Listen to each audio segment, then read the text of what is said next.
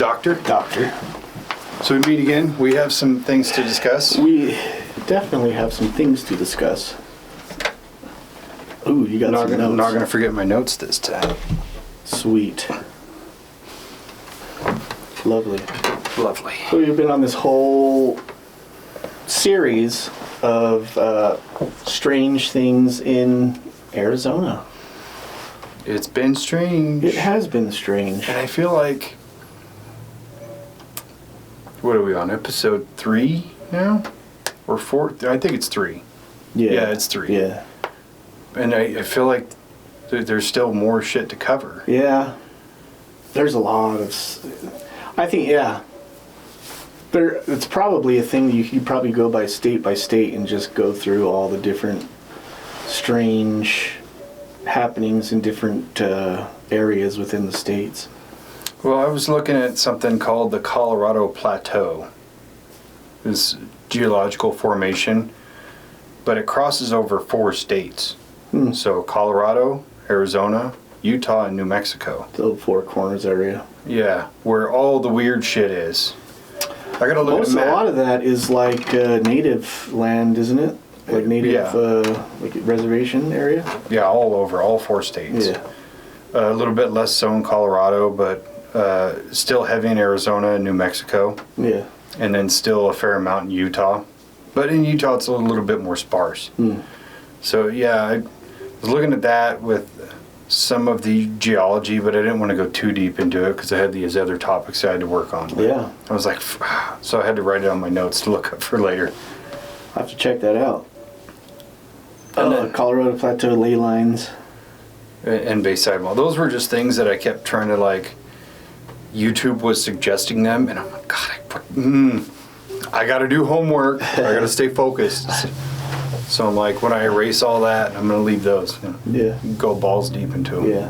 Just swipe right for now. Yeah, just I don't, left, right. Left is good, right is bad. I don't know. I downloaded Tinder like twice in my life, and I think I was on it for about a day, and I went, fuck this. This is stupid. Yeah, I was already married by the time any of these apps and stuff started coming out. So you've been married since, so I would hope you weren't on Tinder. If you were, we got to have a talk. I don't know how they work. I know how they work, but I don't know how the... Yeah, I'm not down with the dating app thing. It's stupid. Yeah. I had a buddy that I worked with it got junk that he would go on there and just swipe whatever direction that was like, he would just swipe, and go through like all the ones that he matched with and just would write would smash all of them. But he ended up going on a lot of dates with like a bunch of different people, and he would set up like 3 dates in a night, and then like go and meet one girl, and like have them like staggered like 8, 9, and 10 o'clock or whatever. I gotta put these in different blocks. Yeah, and then would like meet up with one girl, and like if he wasn't really vibing with her, he'd be like, oh, I gotta go use the bathroom or something, and then just like take off and go to the next meeting. And then we wonder why women aren't interested in men these days, or why you have to work so hard. Yeah. It's because of shit like that. Yeah, he was telling me one day he went out with this girl. They ended up getting super drunk, went back to her house because they were going to hang out there or whatever. And he ended up passing out in her bed, fucking pissing himself. Woke up a couple hours later, like jumped in the shower and threw on some clothes, and then fucking went to the next date he was supposed to meet this girl at. Showed up in piss-covered clothes. Like, man, that shit is wild. It's dedication, man. I don't have that kind of free time. Yeah, I don't have that. I'd just rather stay home, dude. Yeah, I mean, that's part of like not being part of the dating culture. You know, especially the dating apps. And I'm like, I'd rather meet somebody like organically. Yeah. And then I barely leave the house, so Unless I meet somebody from here to the fucking mailbox, it's not going to happen. Yeah. Hey, you live there? Yeah. So anyway. Anyways, end of rant. Yeah, we'll get off that soapbox. Let's get on to another one real quick before we move into the topic. Have you seen all this, like, disclosure stuff going on? This is our bread and butter right here. I haven't. I've been, I've worked a lot in the last little while, and, like, the only thing that's on my social media feed right now is, like, political shit, and right now it's, like, all the stuff that's going on in Mexico, but, like... The Mexico stuff is bananas. Yeah. That actually kind of ties into it. So I think it was like a week ago, it'll probably be 2 weeks by the time this airs, Obama was on a podcast and somebody asked him if aliens were real, and he's like, they're real, but I've never seen them. They're not being housed underground in Area 51. So, first of all, a former U.S. president just said aliens are real on a podcast or however it was aired. I don't remember. It's not important. Yeah. And then he said they're not being housed underground in Area 51. Well, what about underground in Dulce? Yeah. Or what about above ground in Area 51? Can't hide them underground in Area 51. Everybody knows about it now. Yeah. Like, you still got probably 200 more dumbs around the country that you can house them at. Easily. And then somebody asked Trump about it, and Trump was like, he's giving out classified information. He's not supposed to do that. Like, okay, so you're concurring with what he said. Yeah. That's very interesting. And then Trump turns around and puts out this tweet like, I'm telling my people to put out all this UAP, UFO, alien stuff, everything we can disclose. Let's just disclose it. It's like wicked convenient timing with all the Epstein shit going on. Like, yeah. Look over here. Look at these dangly keys. Aliens. Remember? And then simultaneously we've got the potential conflict in Iran going on, and now the cartel thing, and it's just like, I want to know about aliens, but this Epstein shit needs to be solved too. Yeah. We don't want to go to war with Iran. Nobody fucking does. Yeah. And the cartel thing sounds like a Mexico problem. Yeah. I'm sorry. Yeah. Let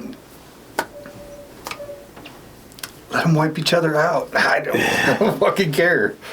I feel bad for all the citizens there that are caught in the crossfire, and the Mexican military who's going to lose a lot of their people and all that. It's terrible, but you kind of shouldn't let cartels take over your country to begin with. Yeah.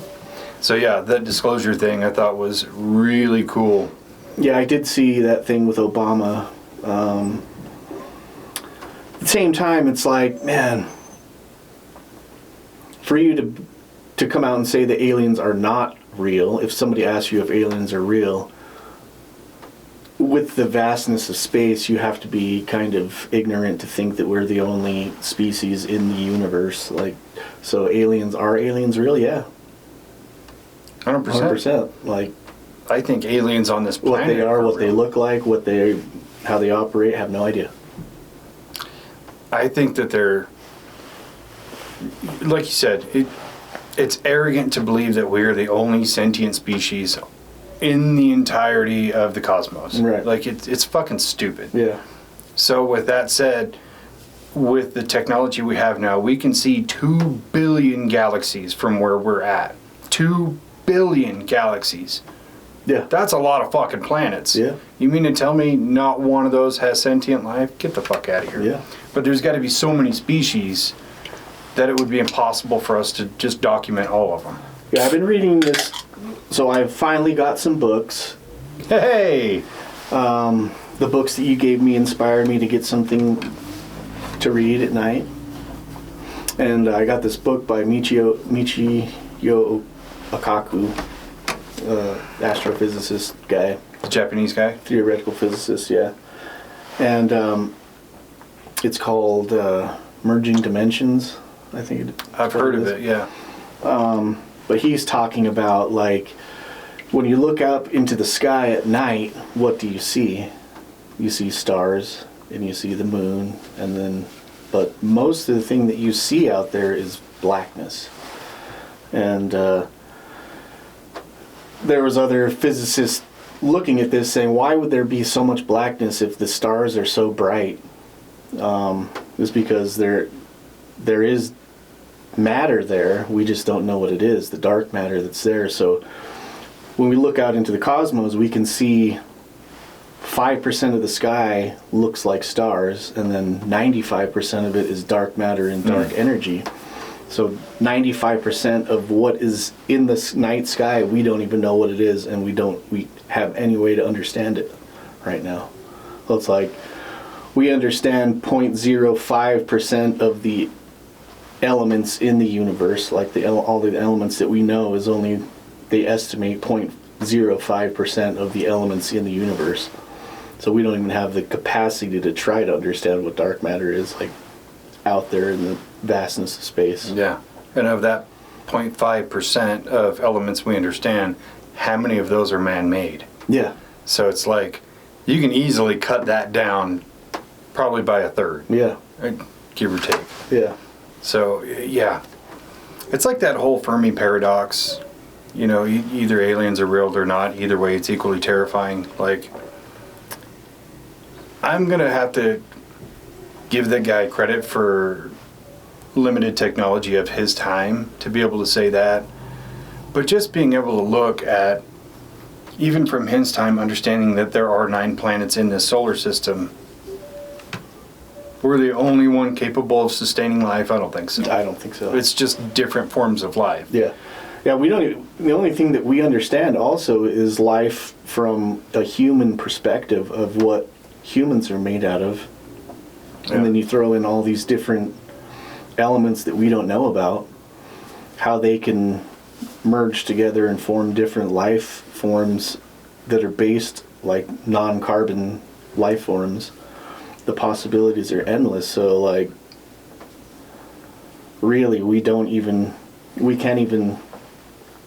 imagining about it.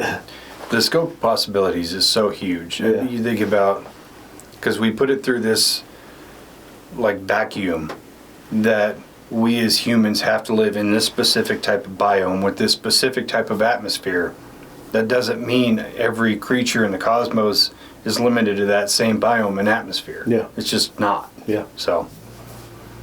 Anyways, aliens are real. Aliens are real. Great people. I'm going to have my people disclose everything. Don't worry about the Epstein files. We still talking about this guy? Jesus. Somebody get me a pizza and some grape soda. Diet Coke. He looks like a Diet Coke guy. Yeah, he's a Diet Coke guy. But the Epstein files regularly quote grape soda. Really? Yeah, grape soda and pizza. Well, pizza. Take the G out of grape. Ah, yes. I'm just going with that. Okay. It's awful. We're going to have to talk about that at another time because the information is still coming out. Things are still happening. And I am wound way too fucking tight to talk about it. Yeah. Might have to have a beer or two for that one. We can do that. We can do that. Anyway, let's talk about Arizona. Arizona. Since we're talking about alien life forms in the scope of space, we should start by talking about Grand Mountain. Mount Graham. Mount Graham? Graham crackers? Yeah, when you told me about this, I was like, man, I don't know if I've heard about this. And so what it is a theory talking about the Mount Graham in Arizona. There are an array of telescopes that look up into the sky at different things. And one of these telescopes was named Lucifer, which is odd. I will give you $10 right now if you can tell me the acronym of that. Don't look at the board. I don't know. I can tell you. Lucifer is an acronym for Large Binocular Telescope Near Infrared Utility with Camera and Integral Field Unit for Extragalactic Research. Now, I like to think people that work in the Vatican are pretty intelligent, but I know that's not how acronyms work. Yeah. There's a lot of extra words for an acronym. So yeah, I was like, why would the Vatican have a telescope that they're looking into space for research and call it Lucifer? That's a conundrum. Lucifer in the Bible is the light bringer. Right? Morning star. Fucking very cool name, by the way. The light bringer. Yeah. Since you're like the most evil, malevolent thing in all of theology, but you're the light bringer. Yeah, so in my knowledge of the fallen angels, Lucifer, God created all these children, all these souls, and was going to send them down to test them if they are righteous or not. And so Lucifer was like, okay, well, I'll guarantee you that everybody will come back. I'll just make them all be righteous. And on the other hand, God was like, well, I want to give them free agency. And so we're given the gift of agency instead of having to do exactly what we're supposed to do in God's eyes, which was Lucifer's idea, or the devil. And so Lucifer said, yeah, I'm not with this shit, bro. And so he left and took with him 1/3 of all the spirits that were in the kingdom, and they became the demons or demonic spirits or whatever. So him being the light bringer was just is saying that he was the one that was going to show you the right way, the only way to return to God, but instead was like, yeah, if you're not gonna do it my way, the way that I want to do it, I'm gonna take as many people with me as I can. So yes, the light bringer or the morning star is what he was referred to as. So I remember my grandma was telling me that Lucifer was like, he was the lawyer in God's court. He was the one who would, he was like the district attorney, basically. He would try to prove mankind guilty so that they would be punished, which is also a very cool concept. Wraps around to that movie, The Devil's Advocate. Yeah? Which, great movie, by the way. Yeah. Who better to play the devil than fucking Al Pacino? Al Pacino. Hoo-ah! Hoo-ah! Fuck them. But yeah, naming it Lucifer is, it almost feels tongue-in-cheek for as serious as the Roman Catholic Church is, the Vatican. And they don't play lightly with religion. Obviously, like they're the smallest country of their own self. So they take that shit very seriously. So naming a satellite Lucifer, and in fact creating that long-ass name just to fit the bill. Yeah. Because it feels like they made that name with the intention of giving it the acronym Lucifer. It does. It sounds like that. And that's where I was like, that doesn't make any... That's very sus. It's very sus. As the youngsters would say. They don't have much of a sense of humor over there, so... No, and even I didn't really know... I don't really know about Catholicism. And so, like, what I've heard, and it was a misconception in my part, like, I think a lot of people that probably aren't Catholic don't know this also, is that, so my idea, or my thought on it was that, my understanding was that the Catholic Church was against astronomy and science and stuff like that, kind of opposed to it. But looking into this, that's not the case. They actually have practiced science and have a long-standing order of Jesuit priests that was kind of their whole thing, was to study the stars, and they're the ones that came up with the Gregorian calendar that we follow today, is because they had these Jesuit priests who would map the stars and track lunar cycles and planetary cycles so that they could predict what day Easter was going to be on every year. Which is kind of a silly aspect in my mind. I don't fully understand the Gregorian calendar as it is, or how mapping the stars plays into Easter. and I could be totally wrong on this, but I'm pretty sure isn't Easter like the demarcation of when Christ rose from the grave? Or something like that. Yeah, when he was It's Zombie reborn. Jesus Day. Yeah. When he was rebirth. But again, those religious holidays like that have been influenced by.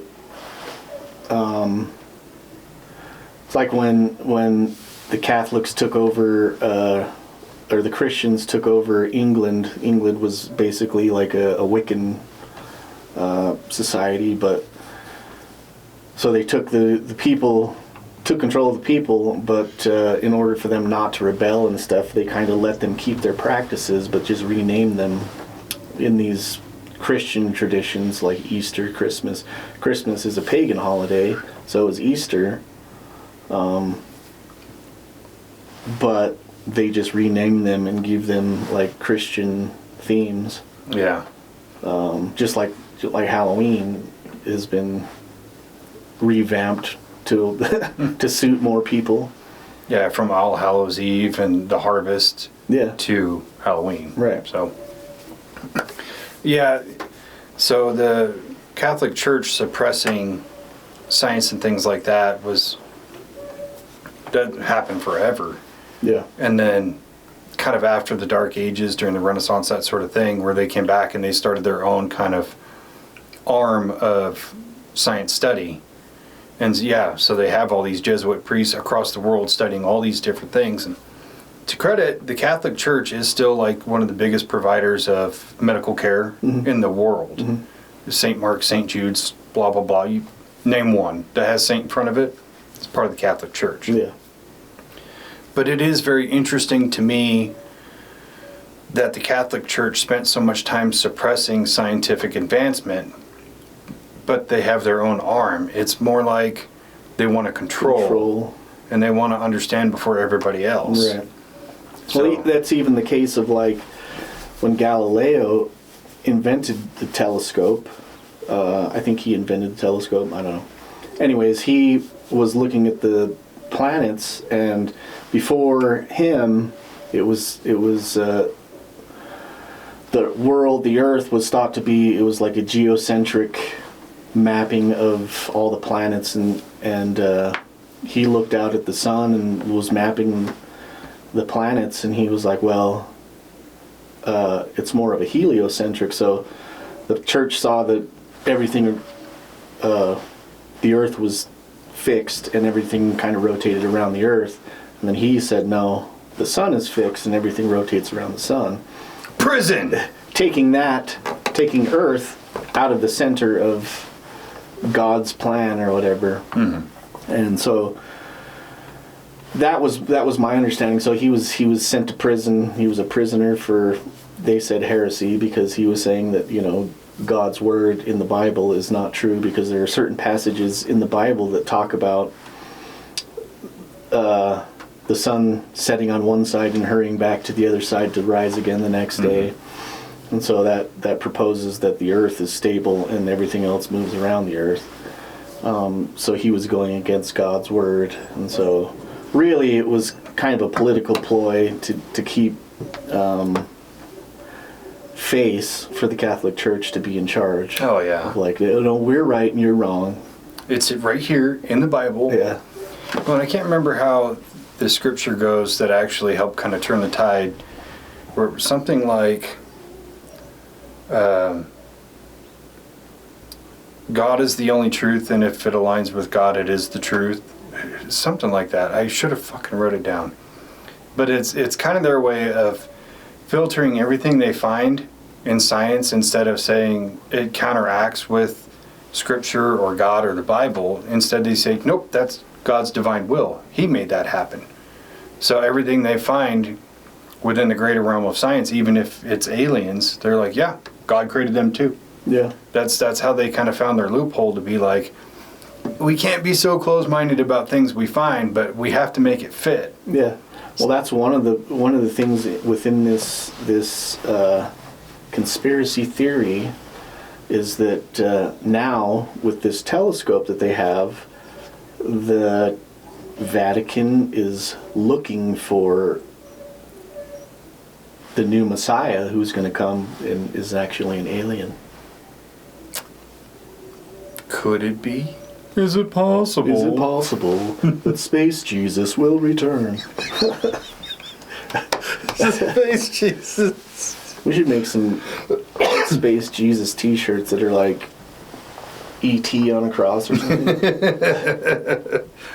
Not to make fun of Jesus. Not doing that. It'll look like one of the aliens. Sounds from wild. Rick and Morty. He's all just multicolored and shit. Yeah. But he has the hair and all that. Instead of a crown of thorns, it's like a laser beam. Laser thorns. Yeah.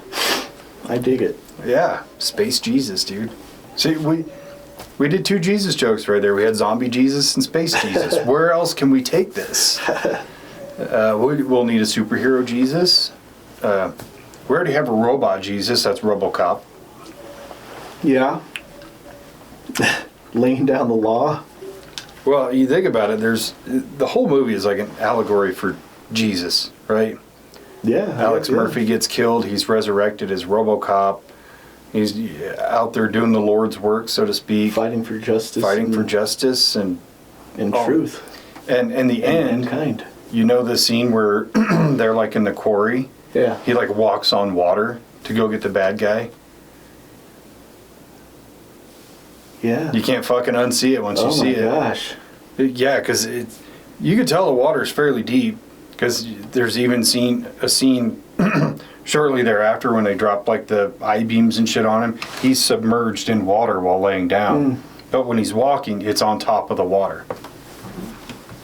Oh my gosh. Movie review. We can't Bible do good. study. We can't do good movies. RoboCop's a classic. I watched it again recently. Yeah. I watch it probably 2 or 3 times a year. Really? Oh yeah. I haven't seen the original RoboCop since I was like 9 or something. You can't buy that for $1. I'll buy that for $1. It's kind of my cinephile roots, where it's like every once in a while I have to revisit classics, and Yeah. there's certain movies that are just kind of in my rotation too. But anyway, one thing I found that was weird about choosing that specific location in Arizona, so it's at 10,500 feet-ish. It's like 10,474 to 10,9, whatever. But the air is also very dry, so there's less moisture, so they're in a different subset of the atmosphere, and there's less light pollution, which gives you more sky clarity. Right. So I thought, why don't I Google the same specifications of that piece of land and cross-reference it with other places? So there's one place in Chile, 2 in Bolivia, and then the rest, Antarctica. And all those places fit the same bill, so why pop it in Arizona? Yeah, I thought the same thing. So I was looking into it, and originally that section of the Vatican looking into space and their telescopes and stuff started in near the Vatican. They had an observatory there, but the light pollution got so much that they were looking for new places, and they ended up partnering with the University of Arizona. I know that the Jesuit order has a lot of ties with colleges around the world. I think they were the ones that founded Georgetown University, Boston University, all these major universities. They set up a lot of their science programs and stuff like that, but I'm not sure if they had ties with Arizona State before that, but I wouldn't doubt it. So they had an observatory near Tucson, and then as Tucson grew, the light pollution got so much that it wasn't clear, so they just moved it kind of farther away, but just to a point where it was more convenient to see stars, I guess. But it is very weird that it's in this specific region that has all these other anomalies that go around Very quite sus. often. Yeah. And it's, my conspiracy brain just goes all over the map with it, like, because I do believe that the Vatican has their hands in all kinds of paranormal happenings, and in some way, shape, or form, they're part of it. Yeah. Even if the U.S. government has control of it, I think the Vatican has a hand in it somehow. Yeah. So you would think within that region, with Superstition Mountain and Bradshaw Ranch and blah, blah, blah, blah, blah, you name it, they kind of have boots on the ground to go investigate, or take samples, or bring stuff back to the observatory so it can be shipped back to the Vatican to be put in the archives. Yeah, really, I think that,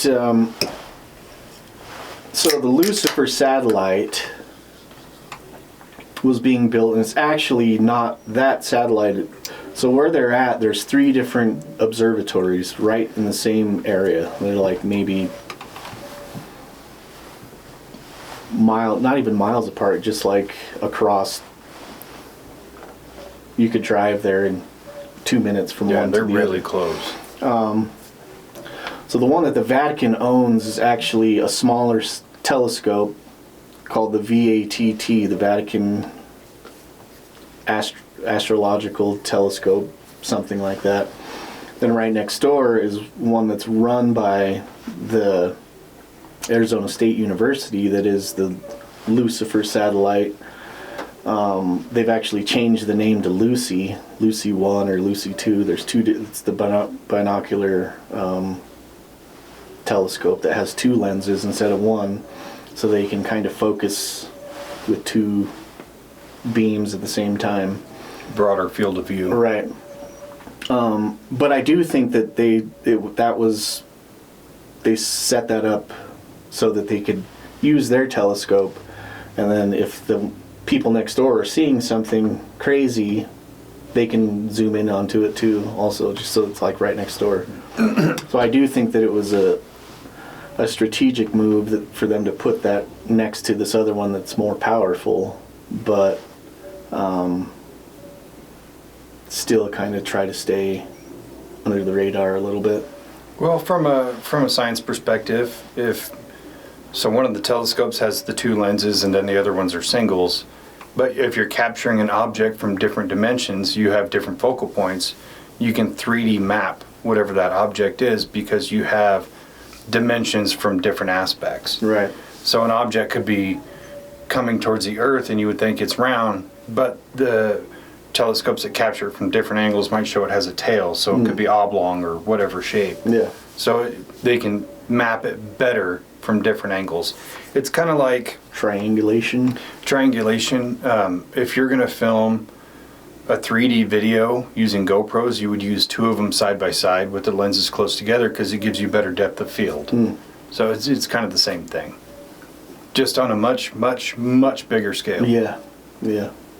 And then that satellite or that telescope has to be cooled to like negative 351 degrees. Really? It's fucking bananas. Like, I'm not into telescopes or anything like that, so I didn't know anything, but I was like fucking fascinated by the technology that went into that. Yeah. It's crazy. Yeah.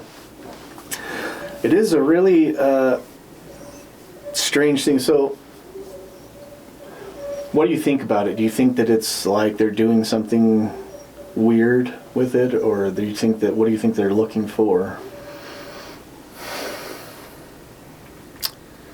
I have to go back to the Vatican and the U.S. government working together. And I was kind of looking at a map that showed like where that array of telescopes is in relation to Bradshaw Ranch. They're far enough away that, let's say this is Bradshaw and this is, just outside of Tucson, where that can be angled just enough to see the skies overhead of Bradshaw Ranch. And I think it's almost more of a surveillance thing. I do think they're doing legitimate astronomy work, spotting meteorites and comets and things like that, and studying the vastness of space, but the conspiracy brain in me just goes, yep, those 2 are working together. They just angled that telescope down so they could see what's going on over Bradshaw. Yeah. And by extension, because it's almost in line what's over Skinwalker Ranch. True. But the curvature of the Earth from one point to the other might be too extreme. And so it's only a speculation on my behalf. Yeah, I think that it just still is a question that I have, like, of what is it? Why are they doing it? Like, what would they have to gain from, especially now, like, what would they have to gain by, what would the Vatican have to gain, unless it's just a thing of controlling the narrative, like you said before, like having the information to be able to spin it in the direction that they want to take it, whatever it is. Well, I've always kind of postulated that the Vatican and the U.S. government work hand in hand with so many things, which is why you never see Catholic priests who harm children go to fucking prison for it. True. Or why there's still no taxes on churches. Yeah. Because the government doesn't give a shit about Scientology or even Mormonism.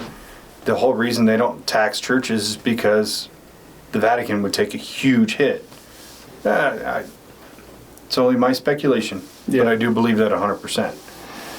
So, yeah, I do think it is controlling information. It's controlling the narrative. It is very similar to the way the government will outsource to companies, especially with crashed UFOs.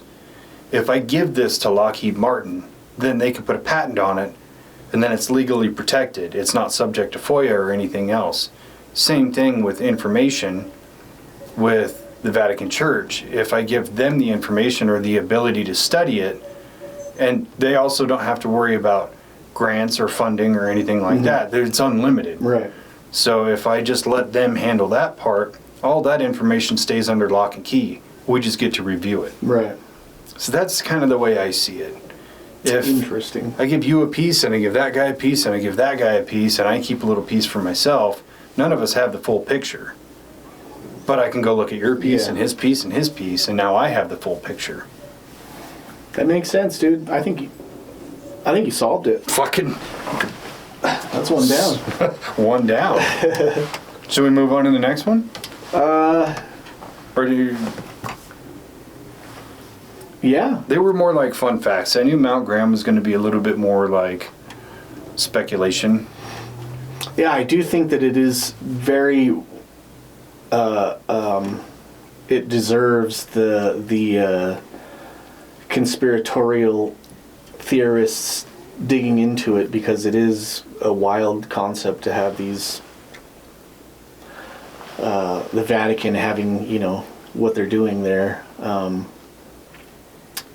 But yeah, I think that you have postulated a very great theory for us to say solved. Yeah, and then whenever we go for the Vatican Archive and do an episode on that, I'm going to reroute that, put that right back in. Yeah. Well, and it just seems so strange to me that they're going to put it in Arizona of all places. And like I said, there was these other places that matched those conditions almost identically, and then there were some that were still close enough. Mount Shasta is at the same height, not the same moisture level. There's plenty of places in Colorado that's the same thing. There's still moisture, but it's way high up above sea level. Because if you look at a topographical map, is it topographical? Yeah. It shows all the mountain ranges. It's basically the western half of the country has a lot of mountain ranges. And if you wanted to get a higher mountain range with a drier climate, you have all of Arizona and all of New Mexico. So it's just kind of like, why there still? It just doesn't add up. Yeah. But with the whole Colorado plateau, kind of makes sense, because you have all these weird, strange happenings in this 4-state square than you do anywhere else. Yeah, it makes sense. If you've got something specific that you're looking for with a telescope, you put the telescope in that area to be able to watch for it, or watch for whatever might happen. Especially if there is a vortex around Bradshaw Ranch, one of the 13 alleged vortexes, you'd want to keep an eye on it. Yeah. And the other ones, like the one in China, allegedly, they're not going to let nobody in there to watch that. Or even some of, like, what was the other one in South America? In Peru. Oh. Was it Pumapunku? Yeah. Something like that. That's like what do you call it? It's preserved land now, and it's religious land. They're not going to let you build there either. Yeah. So why not here in America? You watch it, you report to us what you do, and then you can keep the rest of the shit. Especially when you already got, ties and dealings with the government. Mm-hmm. There's your in, buddy. Got him. Build away. Give us a piece. Just tell us what you find. Give us a little taste. Give us a bump. Just to... So let's take our key. Or your long pinky nail. Your long pinky nail. Yeah. You ever notice a lot of polys have that long pinky nail? Yeah. But I think it's for nose picking. Nose. Yeah. Ears. Ears, yeah. I know how racist that sounds, but he's poly and he didn't get mad at me. Yeah, I used to do the same thing. But I have this itchy ear problem. It's just my ears get super itchy, dude. I don't know if it's like... Because I used to always see my uncle and people, cousins and stuff like that who would like find like... Most of the time it's like a key and you like dig in your ear. I don't know if that's a Polynesian thing that we just get... what is it called? Cirrhosis? Or not cirrhosis, but like... Psoriasis? Psoriasis. Inner ear psoriasis or something like that. Well, I get it too. Like right up in the bottom of the canal where nothing is going to reach. But I found if you give yourself a lymph node massage, like up in your cheeks and behind your ears and in your neck and like way up high in your cheekbones, do that for a few minutes and it just like lets all the pressure out.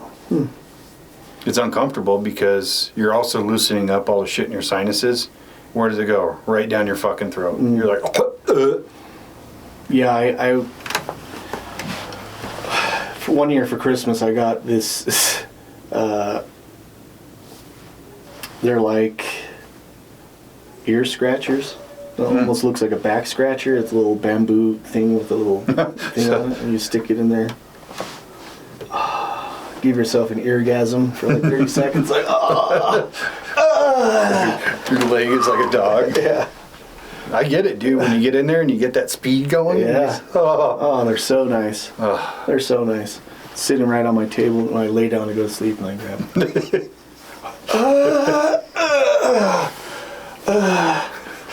Oh, babe, give me a towel. Tight. Anyways, moving on. Yeah, so we're going to talk about the Grand Canyon. The Grand Canyon is also in Arizona. I don't know if it's like the Mac Daddy of all the weird shit in Arizona, but it's weird enough. Not just because it's the butt crack of the world. It's fucking...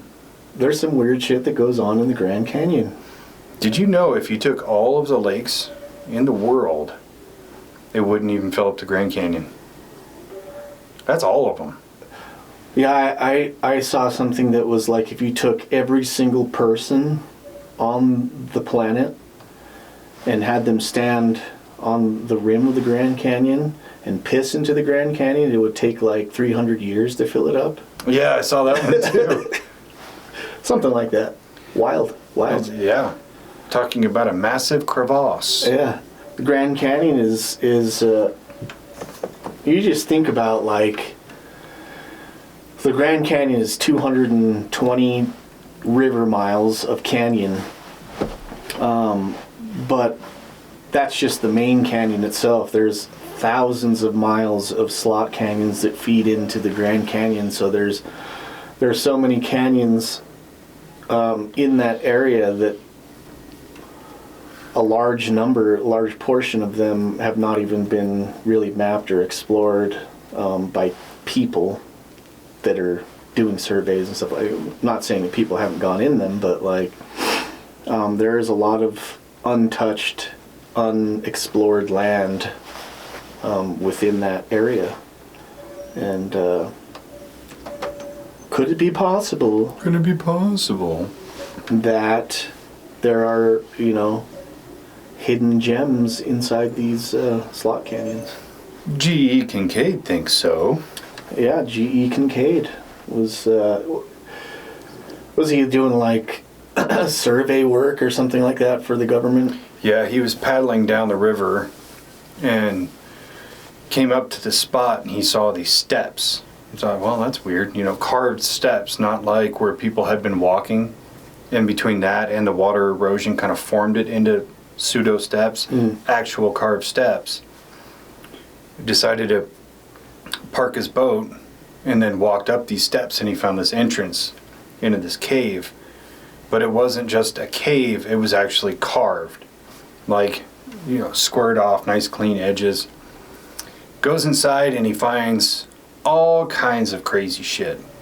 Finds copper weapons, he finds giant mummies, he finds the bones and bodies of giants, artifacts from, I wrote it right there, Egyptian and Indian artifacts from time zones or time periods that don't align with being in America.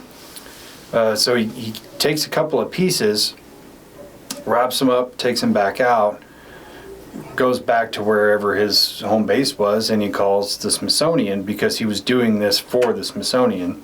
And they send out S.A. Jordan, who is a fucking Smithsonian agent, by the way. No other way for me to explain that. They come out, they do this investigation, and then at another point, G.E. Kincaid goes to go back to the cave, can't find it.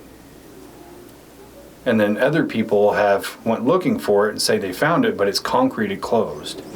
So the stories on this are so vast, and the internet puts a little twist on it here and a little twist on it here. So it's telling fact from fiction is extremely difficult on it, but the core story is still there. G.E. Kincaid finds this cave. It has all this unexplainable shit. There's hieroglyphs on the wall, just the whole 9 yards. The gamut of these big societies that are tied to UFO culture in a way.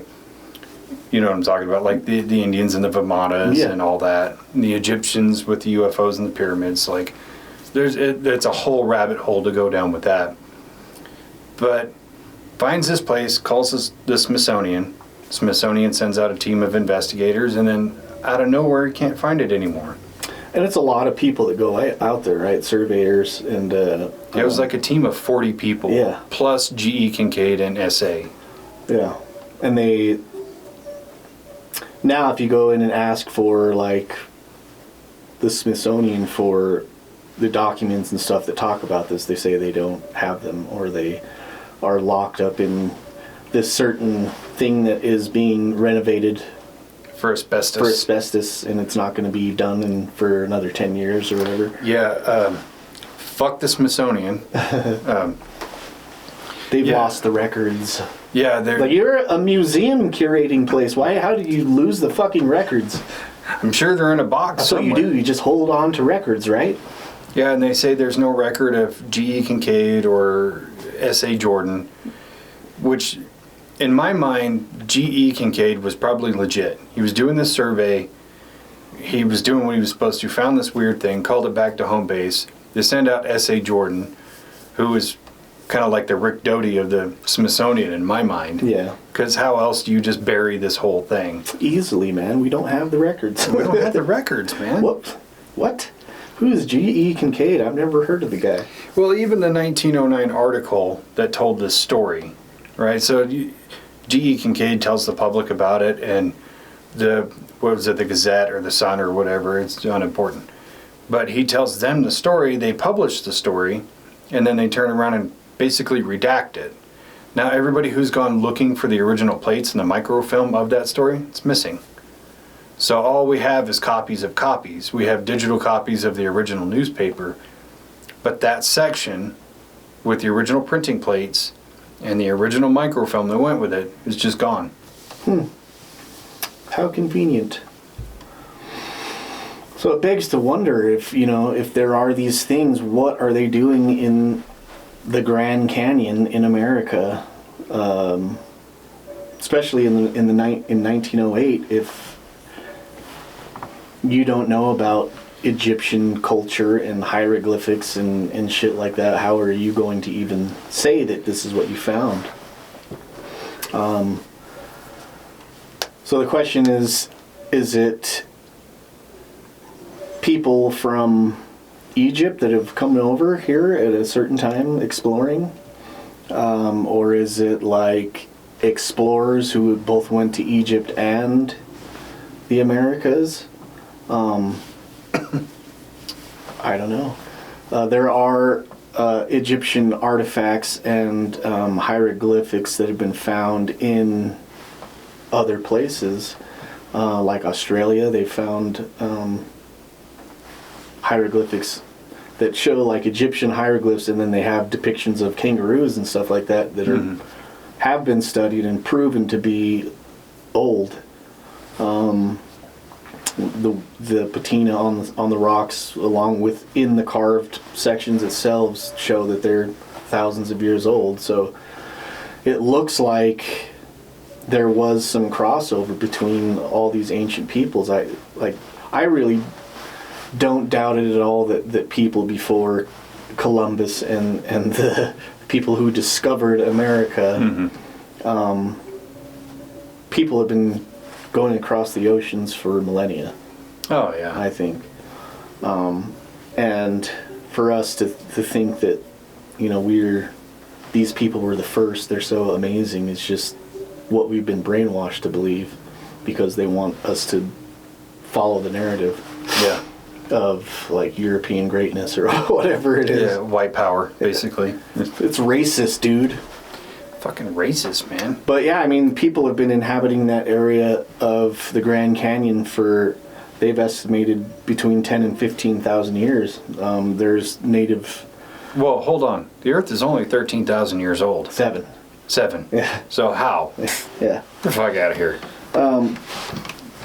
Which even predates the known people. The Clovis people were supposed to be the first people who inhabited the Americas, were around 11,000 years ago.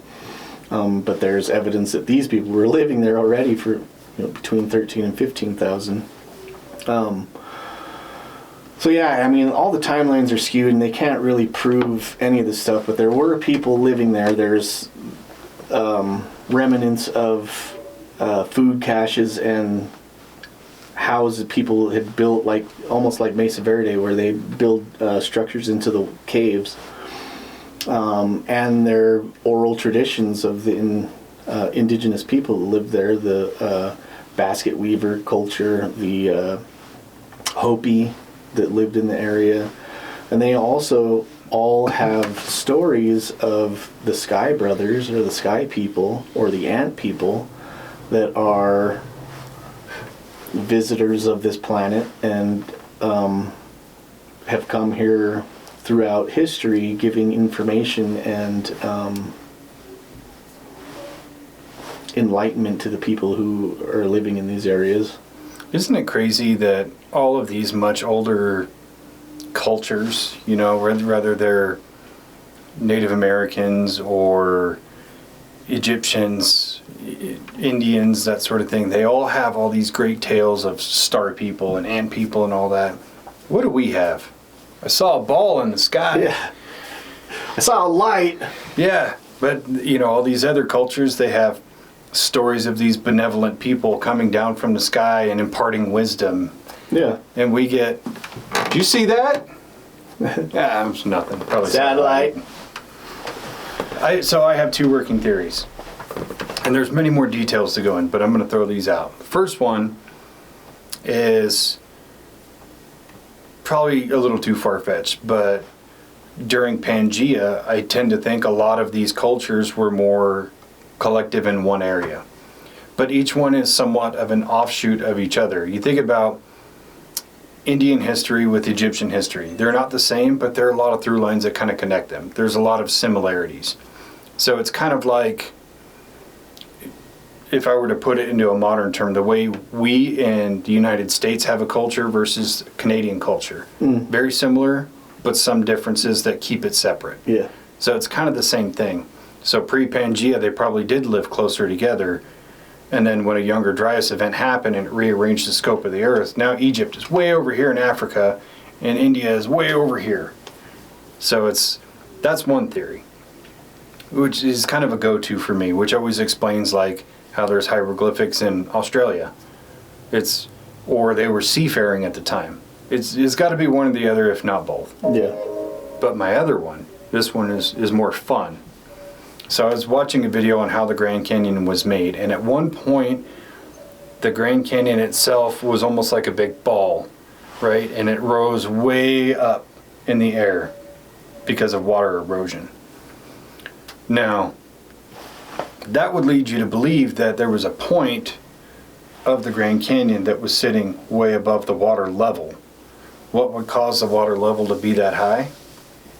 A great flood. Yeah. What was the Great Flood intended to do? Wipe out the Nephilim. Why are there bodies of giants and giant mummies found in these caves? Probably because there was some Nephilim that were smart and were like, we got to get seafaring like right fucking meow. And so they may have been in one or the other culture, or they combined forces together, built their own ark, and then they made landfall in this Grand Canyon area, where they went in and just made a home. And then once everything settled down, they died off because there's no fucking food. It's a big rock. You can't grow anything. Yeah. And that's just where their final resting place is. So once everything settled, went back where it was, now it's in a lower area because the water level receded. Think about all that erosion is caused by water. Oh yeah, it's like a mile deep. The Grand Canyon is, and most of it all has been formed by water. And every year there's a big reason why a lot of these slot canyons haven't been mapped, or even the ones that have been mapped, they change season to season because it rains and there's so much rock that all the rain just collects down in these valleys and then just cuts the rivers that rage through there, just cuts new sections of the canyon. So even if you go through and map everything, like you come back 5 years later, it's all going to be different because it's all recut again. Yeah. So I mean, there's a lot of stuff in there that I think that could possibly still be found, and could possibly a large part of the story is still missing because we just haven't been able to find it yet. So I was listening to, I think his name is Tim Hogan on the Y-Files, The Basement. Have you listened to any of those episodes? Yeah, I did start listening to that with Chris Bledsoe. Oh yeah. So there's one that he talks to this guy named Tim Horton or Tim Hogan. I think his name. Tim Horton sounds familiar. But he's like a high-level Freemason, and he leads tours in Egypt and stuff like that, and has been researching this stuff for a long time. But he talks about how the Templar Knights in the early 1000s or 1100s went to Egypt and found all these artifacts and stuff like that, and then brought them back and then took them around the world to hide them in caches. He talks about the Templars finding 6 different arks, like the Ark of the Covenant, 6 different arks that were energy generators, and then taking them. He says they still have like at least 2 of them that he knows about that are in these caches. Some of them are in the Americas, and so the Templars were here in the Americas before all this shit happened with Columbus or whatever. They were already here. Mm-hmm. Caching artifacts and stuff like that for future generations to be able to look at or whatever. But he was talking about how these caches are spread out all across the world.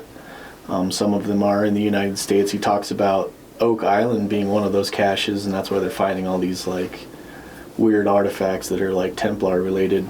Yeah, on Oak Island.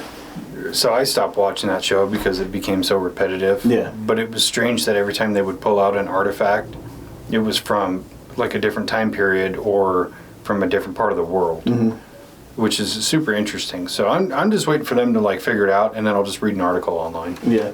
Or watch a TikTok. Yeah, that's what he was saying, that they are finding artifacts there, but like the main cache of stuff was already taken out hundreds of years ago. They already went through and took out all the important stuff. Some stuff is still there, but like that works just as well. Yeah. So could it be that the Templars found a spot in this super remote place in this Grand Canyon that they're like, oh shit, nobody's going to come down here looking for anything. Yeah. Cut a hole in the wall and stashed all this shit in there so they could, it's almost like a cache of knowledge. Maybe. Makes sense. I mean, part of the reason I went with the idea of like the seafaring to get away from the flood was because of just the ties to Egyptian iconography of like these pre-cut stones that are cut so precise. What technology did they have to do that? And did they apply it to making these caverns inside the Grand Canyon? Yeah. So plus I like the idea that it was like a few Nephilim escaped the flood, but then died off anyway of hunger. Yeah. Or they just died because they got over 900 years old. Yeah.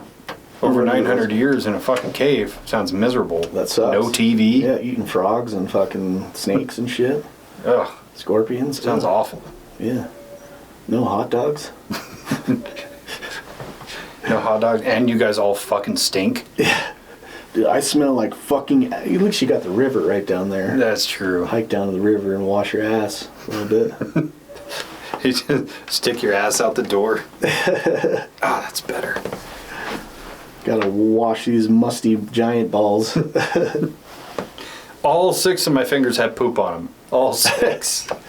Well, I do believe that, like, people were definitely traveling the ocean, traveling across from different continents, exploring, if not just going for trading and adventure, whatever they're... Well, it makes perfect sense, and I'm going to butcher this, but I was watching this documentary about these secluded Polynesian islands, and I want to say one of them was like excavated, and when they found him they were examining his stomach contents, and he had sweet potatoes in his stomach, which are not native to that area. They're only native to the mainland of America at that time. Or, South America.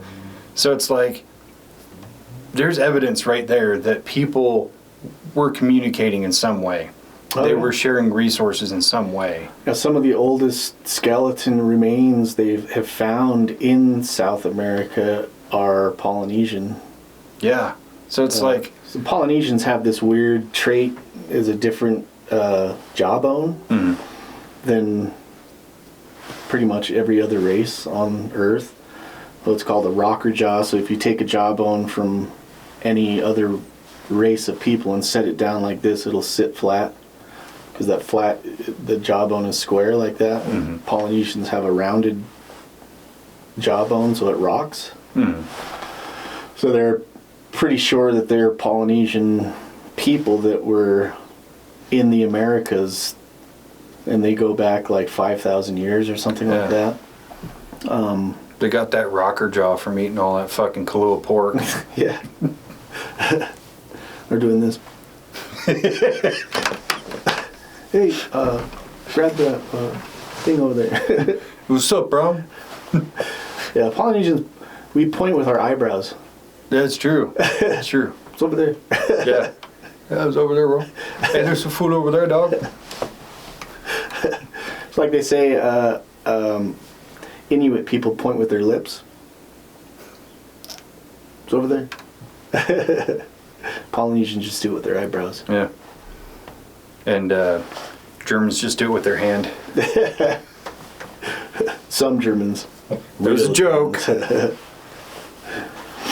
yeah, I think that people have been traversing the planet for a long, long time. Oh, yeah. Way before our version of recorded history. Because again, it's like you said, it's to support the kind of European narrative, which in a way is to support the white person narrative. Yeah. Where So America was actually discovered by Amerigo Vespucci, who was Italian, which is basically a white dude. They're just a little darker. Yeah. Christopher Columbus was basically a white dude, even though he's a Spaniard. But a lot of Spaniards have a lot of the same DNA as your average Caucasian male.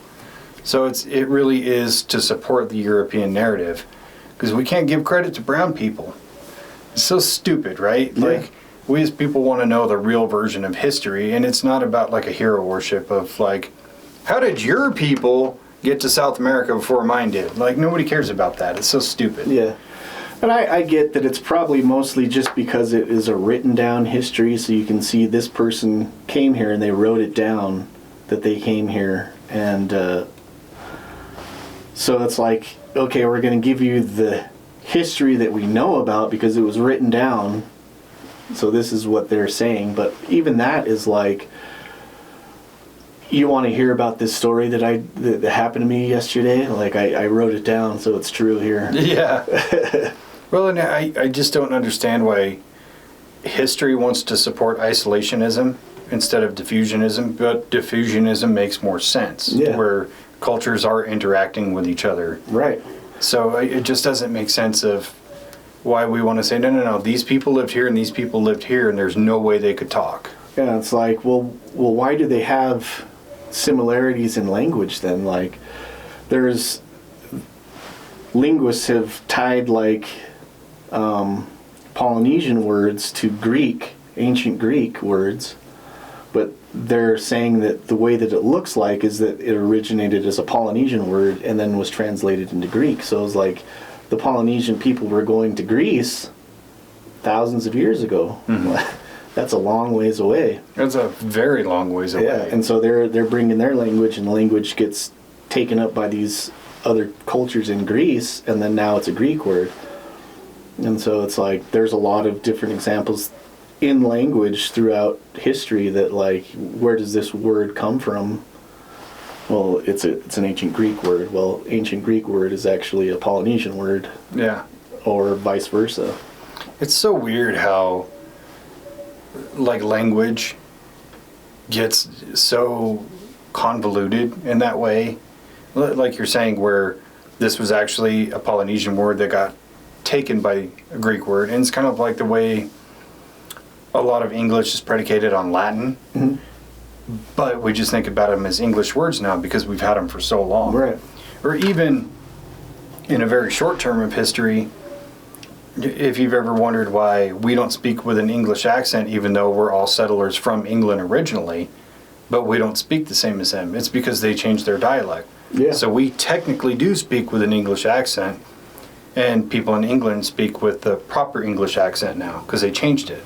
Well, you can even take that, dissect it further of different regions in United States or in England, where it's like you have certain cities where they have a different accent. Even completely different. The southern United States, they have a totally different accent than like Midwestern or like even us in Utah. Yeah, totally even all the way in the north, like Yeah. their accent is totally independent from everybody else because they have hybridization with Canadians. Right. Or even if you go look at Ireland and Scotland, like their accents are similar, but they're very different, and they're both imposed by Gaelic, or Gaelic, or however you want to pronounce it. And you listen to him and you're like, I know that guy is speaking English, but I don't understand what the fuck he just said. They'll use words that are like probably half Gaelic, half English. Yeah. That just sound like gibberish to And then you start throwing in different idioms from different countries, and it just like, that's kind of the modern Tower of Babel, where you have to watch TV with the subtitles on because I know he's speaking English, but I don't understand a fucking thing he just said. Yeah. Even now, as fast as language changes with every generation that comes up, they have their own slang and they give meaning to words that mean something different, like cool or like that's bad, that's badass. Yeah. Like 100 years ago, that would probably mean something really bad. Yeah. Why would your ass be bad? Yeah. I don't. That's. Oh, that's tight. Tight. It looks pretty loose to me. Yeah. That's fat.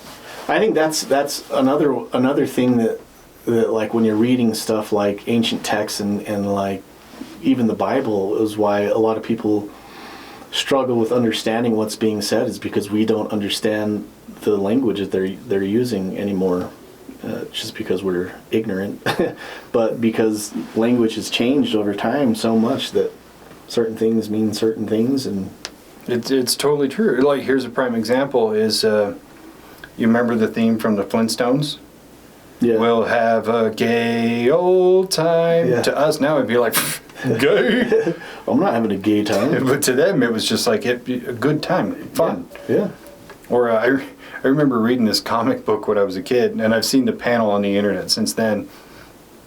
And it's like Iron Man is talking to Captain America, and there was a slang phrase at the time, but Iron Man says, "You know, Cap, maybe you just need some straight dick from Iron Man." And Cap says, "Maybe I do, Shellhead, but straight dick at the time meant straight talk. Like, no bullshit. Ah. I'm going to give you the truth, unabridged." Straight dick, huh? Okay. And I remember reading that as a kid, go, Wow. "Gay? Okay, Cap. What the fuck is the rest of these pages going to I hold?" wonder why he wears those fucking tights. Plus, the suit's going to give him extra strength for thrust power. That's awful. Anyway, let's route back to the Grand Canyon. Oh, it'd be a Grand Canyon after that. Well, his metabolism burns really fast. He'd heal up. I'll be ready again in a day. You got any popsicles? I don't care what flavor. It's for my ass. So, when people go to the Grand Canyon now, especially looking for that cavern, they get descended on by Black Hawks instantly. Black Hawk helicopter, not Black Hawks. Maybe they need some straight dick. Straight dick from the U.S. government. Yeah, that's there. That area where G.E. Kincaid has said was where he found that stuff is now a restricted area, and you can't go there. Allegedly, it's because it's like they're protecting the ecosystem there, which is, you know, relative. You can protect that, but I was watching this thing, and this guy was exploring one of these supposed unexplored slot canyons, and it's like 20 miles of canyon that he says is an unnamed canyon because nobody has bothered to name it yet. He thinks it hasn't been explored. And so he's walking up there, and there's a little stream that goes pretty much all the way up through this canyon. And he was like, you think about like this stream, this little pond right here, and he zooms in, and he's like, there's fish and there's frogs in this thing, there's animal life, there's microbes inside the water, there's plant life in here. This ecosystem is its own ecosystem. Mm-hmm. There's probably stuff in here that only grow in this little pond, nowhere else in the whole wide world. Now, later on this season, there could be a flash flood that comes through here and wipes all this stuff away, and then this thing has to rebuild from scratch all over again, like in the next 2 years. So it's like a revolving cycle of just plants and animals and life taking root in this area that gets wiped out so many times over and over. So controlling the ecosystem in this one area doesn't really hold up for me, because the ecosystem is going to change so much over every single season that it rains. Yeah. And I can see where they say that they want to protect the wildlife and stuff in that area, but like at the same time it changes so much. Well, yeah, when that was put into place by Congress to protect that as an ecosystem, it was largely to protect it from logging and mining and operations and things like that. So I do 100% get that part. I don't think that is as nefarious as we want it to be. But does it play a factor with what G.E. Kincaid found? Probably. Probably. Because just like with Bradshaw Ranch, where, nope, we've delegated this area a wildlife preserve so that we can study the ecosystem. Same thing with the Grand Canyon. Some weird shit's there. Let's put it under federal lock and key and keep it protected. Yeah. Where I do agree with, like, you know, logging is for the most part, we have the infrastructure that we could probably figure something else without having to log, like, and destroy all these beautiful places. And so I do understand and support the idea of protecting nature and protecting wild places. But it now it seems like they're looking back at it. It does look like a convenient way to keep people out of areas that they want to try to figure out. Absolutely. So one thing I did see was Hannah Strickland was doing. I poorly wrote that note down, but she was doing these LiDAR scans, and there was an elevation data error. And so trying to look at her data, she found that whole area where that cavern allegedly is blacked out. Couldn't access it. Couldn't overlay it with, well, she could overlay it with older maps, but couldn't overlay it with any current maps because that data was just missing. Yeah. And then there was another one. In 1994, they did a survey that showed magnetic anomalies consistent with caverns, huge caverns. I don't doubt that there are. I really think that there are pretty much tunnelways all through that area. Even that one of the videos I was watching, this guy was finding all these little tunnels and stuff. A lot of them that he was looking at were, the rock is kind of porous. A lot of it is sandstone. A lot of it's granite. But water pressure has a lot to do with carving all these things. And you get a little hole in the rock, and then over centuries that hole becomes deeper and deeper, and then like cuts through, and it'll just make a tunnel and then bore out a huge tunnel as water moves through that system. And there was a lot of different things that he found that was like, yeah, this is all water erosion.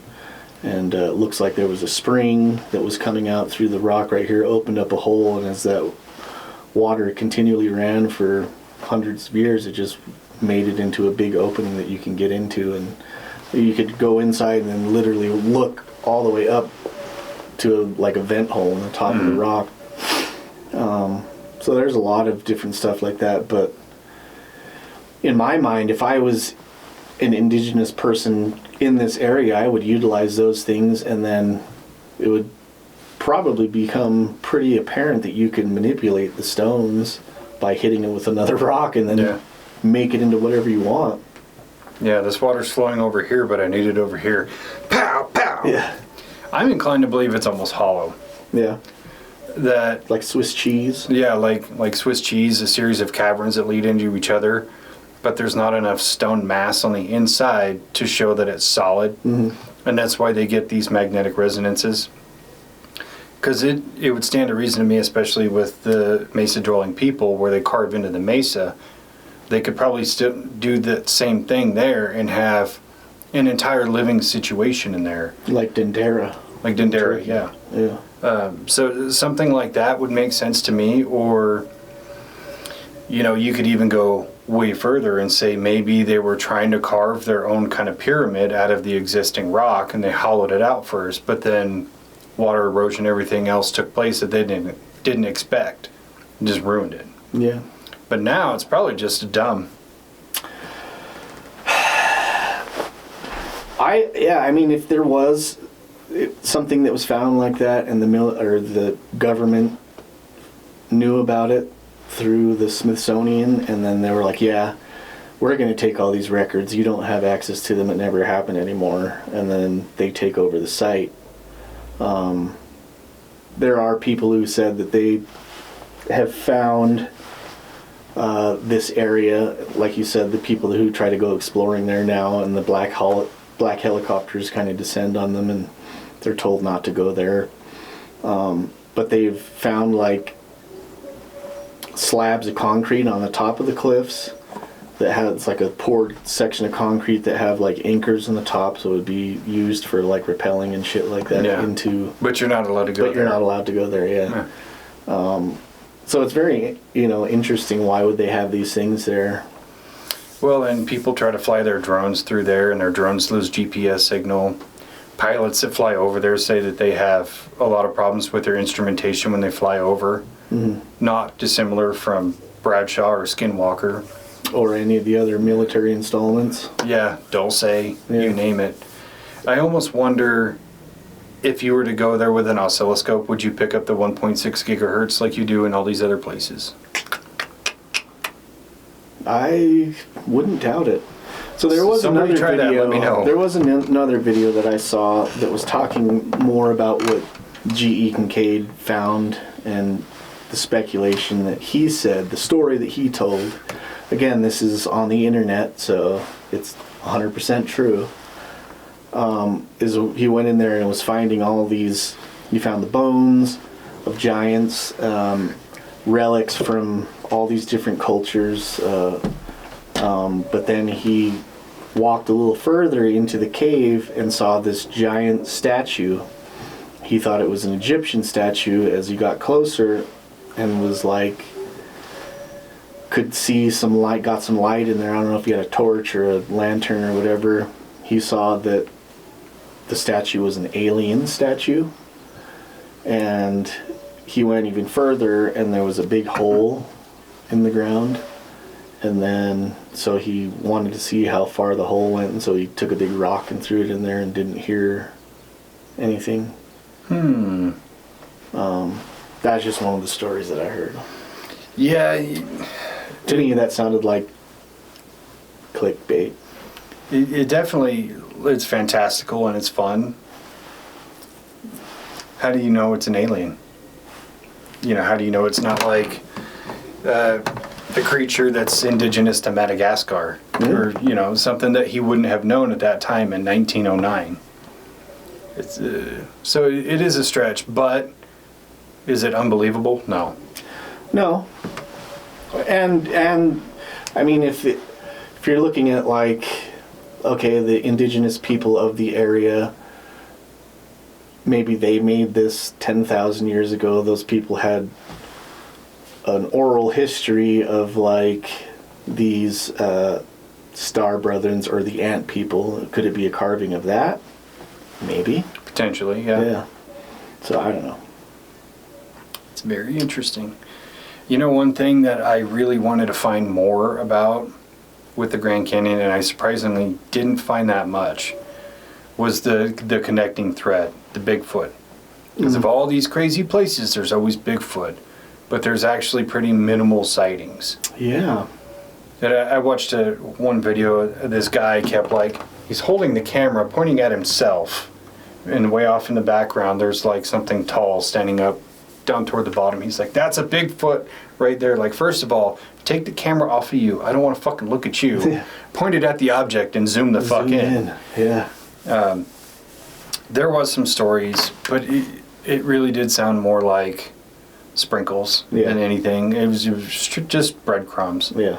But I wanted to find more about that to really put all these things back together. But the fact that there are some stories is pretty telling. Yeah.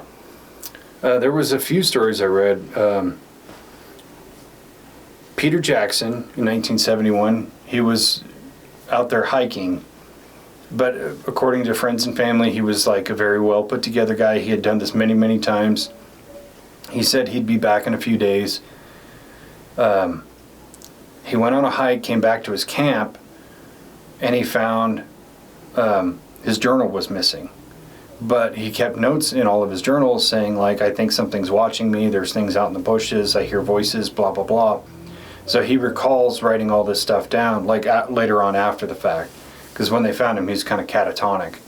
But went missing, and then when he came back, rangers and everything had already found his campsite, but they had no trace of him. So he wandered his way out. And then after a while, after his body and mind healed back up, he was able to recall all these experiences that he had. But it's what was out there? What was he hearing and seeing? But he said something scared him, so he ran away from his camp. But he couldn't recall what it was. Or there's another story of a park ranger who, at the time, these rangers would just camp they would walk the trails and they would stop and camp for the night. But he did the same thing. He kept a journal saying he was hearing voices and thought they were getting closer and he couldn't sleep. He ended up dying out there. I can't remember if it was like dehydration or starvation or whatever, but they found his body, but they didn't find his notebook. Interesting. And I know that, like, so we've talked about certain stone, limestone and granite that resonate certain frequencies. In one of the videos that I was watching, this guy was backpacking through the Grand Canyon, and in part of the episode, whatever video, he sat down to meditate, and he's sitting there meditating for however long, and then he's like, yeah, I was just sitting here meditating. He's like, I've been sitting here for maybe 15 minutes, and I just started feeling this. It was almost like something was pushing on my back, but a really rhythmic pushing. And he was like, really the only thing that I can attribute it to is the energy pulsating from, you're surrounded by rocks, you're pretty much in the belly of all these rocks, and the resonant frequencies that are going through this, kind of echoing through this chamber of rocks. He said he could feel the vibration coming from the earth itself. So if you're really tuned into that, I think maybe you can probably feel some sort of energy coming from all around you all the time. So it might make you feel on edge. Well, not just that, but there's a lot of gold, silver, and copper, with gold and copper being two of the most conductive metals, that it's probably creating a strong enough EMF signal that you could hallucinate, you could hear voices, you could see things that aren't there. Yeah, or they really are there, but you're just, the veil is thin because all these different energies are there. Yeah, and there's so many paranormal stories there too.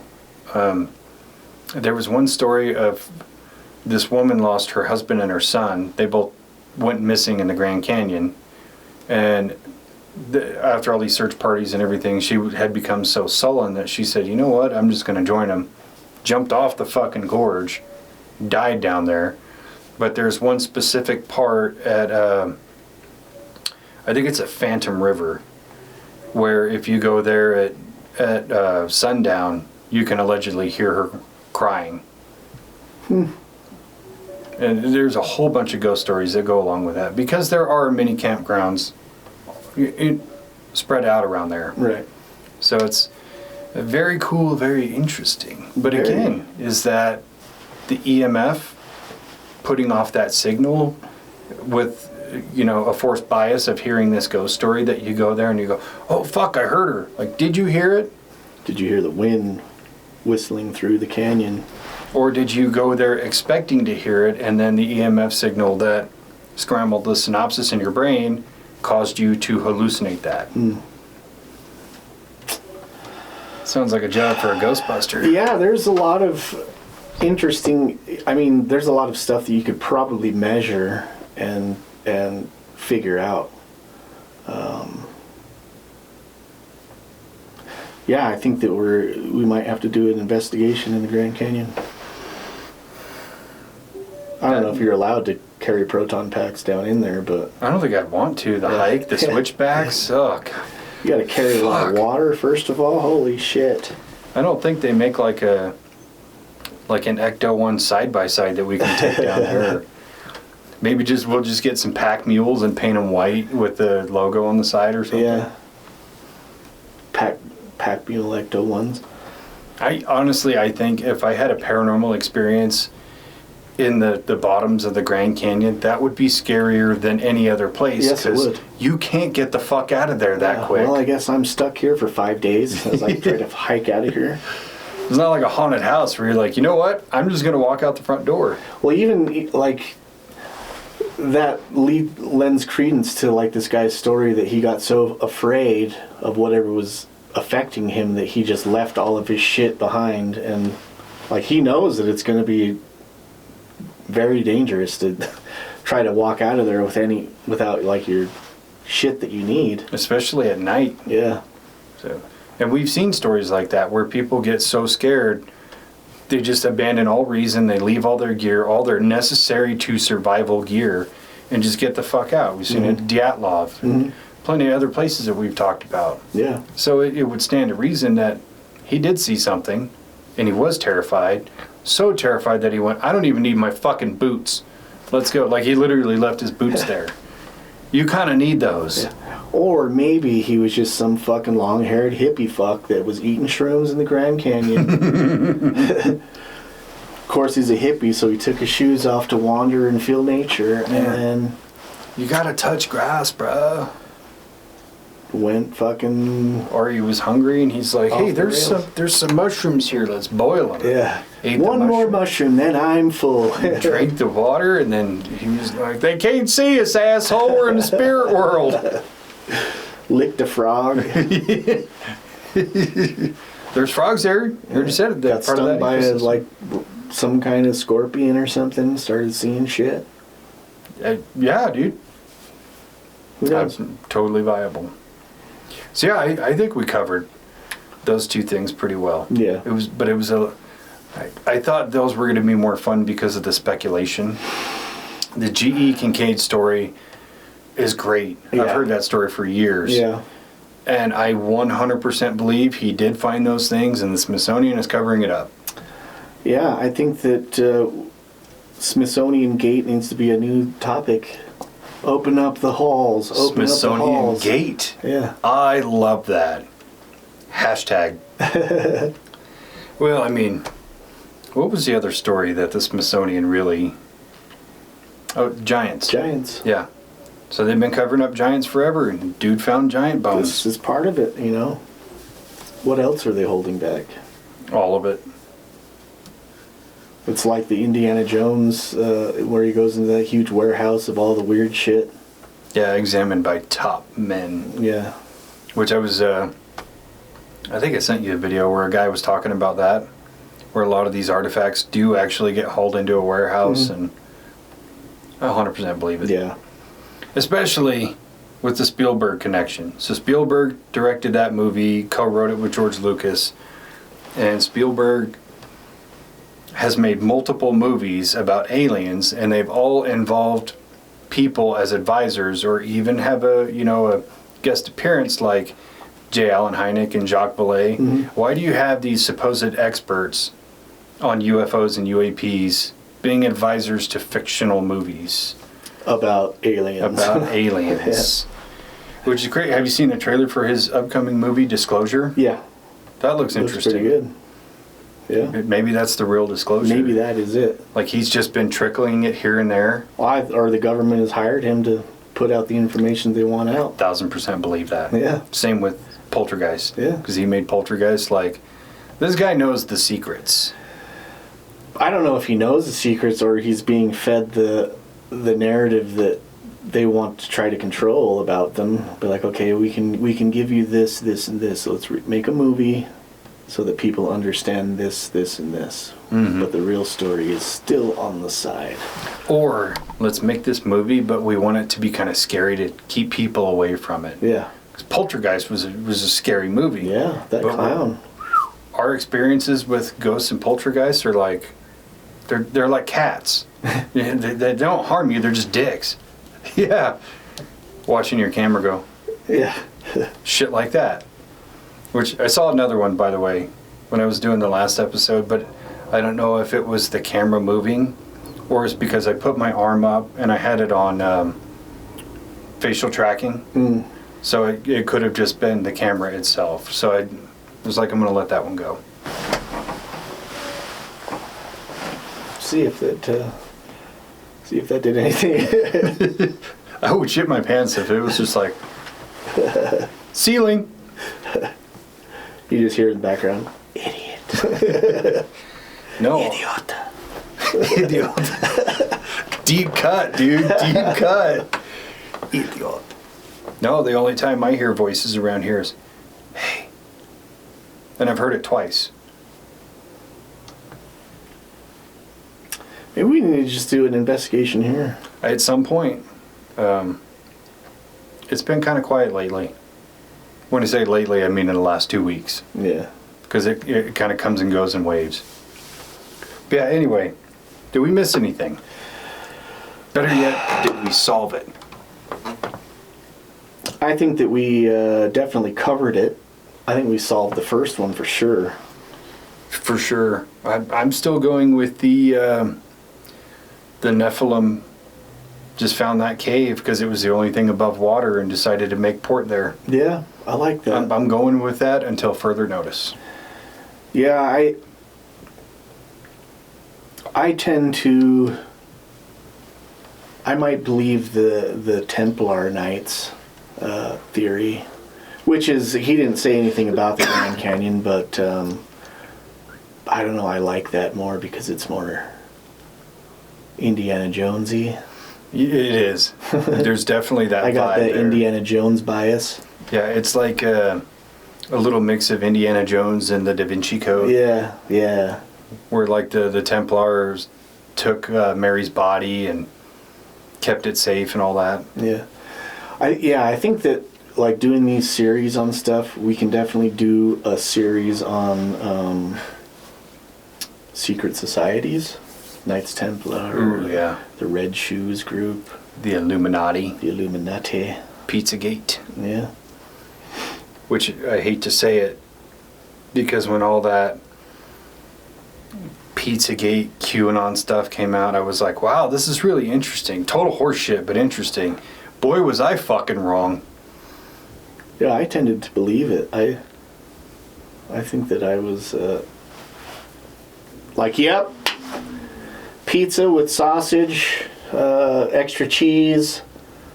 Let me get a little the Bob Marley special. I think I had a problem with it because I was sent a link to a documentary series. You couldn't even watch it on YouTube. It was banned on YouTube, so I had to watch it on like Metacafe or something.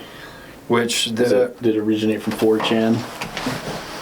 Probably. It was actually a very well put together series, but the problem I had with it was like this whole documentary, and they're talking about Pizzagate and these cults and ritual sacrifice and cannibalism and all that. Turned out to be totally true. But this whole documentary, they're pointing at Donald Trump was sent by God to save us from these people. That part was not true. Well, yeah, they're trying to control the narrative. Yeah. They're all sick fucks. Yeah. We need to hang all of them. Yeah. I don't even think hanging is correct. Just light them on fire. I was thinking like Viking Blood Eagle. What's that? It's where they open you up this way and they break all your ribs outward, so you're just like flayed open. Or they do it from the back. I can't remember. I saw it on the show Vikings, but it's like a punishment for the ultimate sin, and they hang you up. You're alive during this whole process. Well, the birds come and eat you. Pretty much. Yeah. My principle on it is if you want to stop horrible crimes against humanity, like what's being alleged in these files, you have to make the punishment for the crime so severe that nobody would ever dare think of doing it ever again. Yeah. Because you're like, I don't want to fucking Viking Blood Eagle. I'm just not going to touch kids. Yeah. But I also think that, I'm getting on a soapbox here, but if you really want to solve pedophilia, you need to make assisted suicide perfectly legal everywhere. Where if you're a minor attracted person, whether you've done anything or not, you can just go into this booth and say, look, I'm a minor attracted person. I need the cure. And the cure is they fill that box with noxious gas and you die. I think that's the best way. Yeah. Solve the problem before it's a problem. Yeah. I think you solved that one. 100%. And to the people who go, that's inhumane. No, it's not. You know what's inhumane is letting an adult harm a child. Yeah. So, no, I don't feel bad for him. Yeah. Anyway, off my soapbox. Just had to throw that out there since we kind of went in that direction. Yeah. So, solved that one. Solved it. Fucking A, dude. Cured. There's a cure for pedophilia. Yeah. I got a baseball bat in the other room. Yeah. Jam some nails through it. Maybe go Negan style, wrap it with barbed wire. Stylistic. Yeah, there was the whole aliens versus predators thing. Also. That's what's going on with the disclosure thing. We got to put the aliens out there. So it's aliens versus predators. No, it's like if you're an illegal alien and you want to become a citizen, you have to hunt down so many child predators. On board, dude. Yeah. On board. No fees. Nothing. Yeah. Okay, here's my 5 skins. I want my scalps. You want to become an American citizen, you take on a debt. 100 pedophile scalps. And I want my scalps. Fuck. We're just coming up with solutions. Dude. Solving shit left, right, center. Fucking Brown Johnson 2028. We got this. Can we solidify your vote for the upcoming election? Do you hate pedophiles? So do we. We have solutions. Do you want disclosure, real disclosure about everything and anything?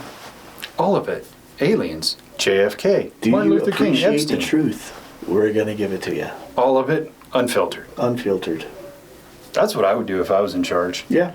You know, we always talk about, like, what's the ramifications of disclosure? At this point, I don't give a fuck. Yeah. It's kind of like Pam Bondi, that fucking cunt, out here saying if we release all the files, the system would collapse. For one, no, it wouldn't. The people who would need to be punished should get punished, and then the people will rise to the occasion to step up and fill those voids. That's what would happen. We wouldn't just have like a collapse of the entire planetary system. Yeah. We just got to start rooting out the evil people. Yeah. The whole system will collapse. No, it won't. No, it fucking won't. I'll argue that with anybody. I don't care. Yeah. Anyways. Anyway, let's call it there, Doctor. Doctor. Later, Tater. Bye.